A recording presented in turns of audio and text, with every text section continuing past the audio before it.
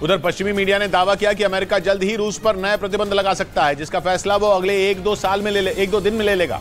ऐसा इसलिए क्योंकि अमेरिका समेत यूरोप के देशों के लगाए प्रतिबंधों के बावजूद रूस ने यूक्रेन पर हमले कम नहीं किए, जिसके बाद अमेरिका सख्ती दिखाने के मूड में है। और माना जा रहा है कि वो जापान में चल रही G7 देशों की बैठक में इस पर फैसला ले सकता है। अमेरिकी सरकार के एक अधिकारी के मुताबिक अमेरिका ने रूस की करीब 70 कंपनियों पर बैन लगाने की तैयारी कर ली है, ताकि इन कंपनियों के जरिए होने वाली रूस की आमदनी पर लगाम लग सके। दावा तो यह भी है कि अमेरिका G7 के सहयोगी देशों से रूस की मदद करने वाले देशों पर एक्शन लेने की अपील भी करने वाला है। उसकी प्लानिंग है कि वो रूस के कारोबारियों, जहाजों, विमानों और कंपनियों के खिलाफ करीब 300 से ज्यादा नए प्रतिबंध लगाए। इस बीच ब्रिटेन के रक्षा मंत्री ने इस बात पर हामी भरी कि यूक्रेन ने रूस पर स्टॉर्म शैडो मिसाइल से वार किया था। जेलेंस्की की सेना को कुछ दिन पहले ही ब्रिटेन की तरफ से ये घातक मिसाइलें हासिल हुई हैं।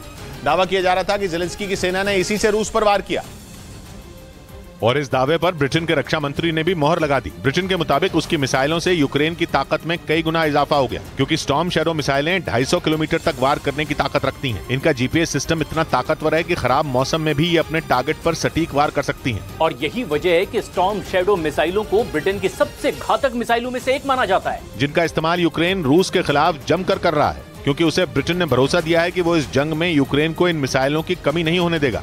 इधर यूक्रेन ने फ्रांस से वो मिसाइलें मांगी जो लीबिया के शासक गद्दाफी का काल बन गई थी। इन मिसाइलों को रफाल मिसाइल कहा जा रहा है, क्योंकि इन्हें लड़ाकू विमान रफाल से दागा जा सकता है। इन मिसाइलों को स्टॉर्म शैडो मिसाइल कहा जाता है।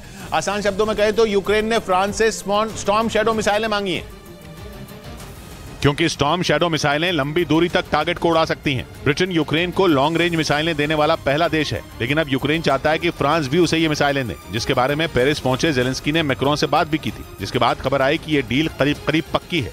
फ्रांस में स्टॉर्म शैडो मिसाइल को स्कैल्प PG के नाम से जाना जाता है, और इसे फ्रांस और यूके मिलकर बनाते हैं, जिसे लड़ाकू विमान रफाल से दागा जाता है, और इसीलिए इस मिसाइल को रफाल मिसाइल भी कहा जा रहा है। ये वही मिसाइलें हैं जिन्हें लड़ाकू विमान रफाल से 2011 में लीबिया में दागा गया था, और वो लीबिया के शासक गद्दाफी का काल बन गई थी। खबर है कि यूक्रेन ने फ्रांस से वही स्टॉर्म शैडो मिसाइलें मांगी हैं। उधर अमेरिका ने आखिरकार ये मान ही लिया कि यूक्रेन में मौजूद उसके एक पेट्रियट मिसाइल सिस्टम को रूस ने नुकसान पहुंचाया था। रूसी सेना का दावा था कि 16 मई को कीव पर उसके सैनिकों ने जब हवाई हमला किया तो निशाने पर अमेरिकी मिसाइल सिस्टम भी था, जिसे जेलेंस्की ने कीव की रखवाली में तैनात किया था। हालांकि उस दिन से लेकर आज तक यूक्रेन और अमेरिका रूस के इस दावे को गलत बताते आए, लेकिन आखिरकार अमेरिका को मानना ही पड़ा कि रूस की किंजल मिसाइल ने उसके एक पेट्रियट मिसाइल सिस्टम पर हमला किया था। हालांकि अमेरिका ने यह भी कहा कि रूस के हमले से उस मिसाइल सिस्टम को ज्यादा नुकसान नहीं हुआ, बल्कि उसमें मामूली खराबी ही आ पाई, जिसे वक्त रहते यूक्रेन के सैनिकों ने ठीक भी कर लिया। यह हमला रूस ने 3 दिन पहले किया था, और यूक्रेन का दावा है कि उसने इस हमले में इस्तेमाल हुई 6 की 6 किंजल मिसाइलों को ढेर कर दिया था। इस बीच काला सागर में